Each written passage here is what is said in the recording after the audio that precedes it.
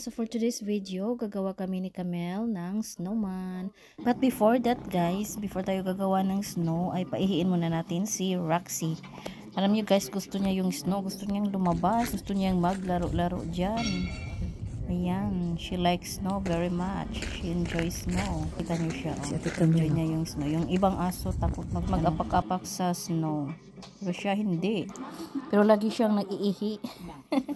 Ilang bisis na siyang umiihi dyan.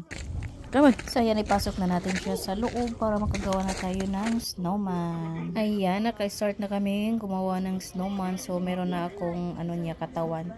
Yung nagawa kong ulo, binigay ko kay Camille kasi nahirapan siyang mag-ground ng ulo na snowman. Ito yung katawan niya. Dahil minsan lang mag-snow, kaya ayan, tayo enjoy muna sa snow. So ayan, nakalagay na ang ating ulo ni snowman.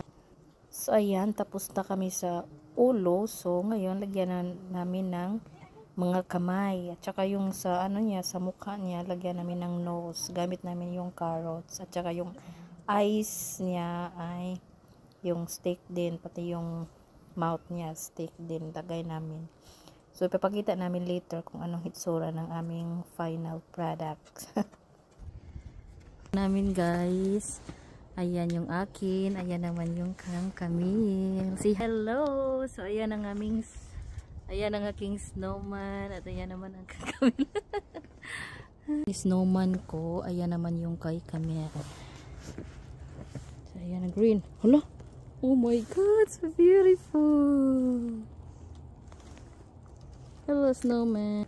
Tatabi kami sa aming snow.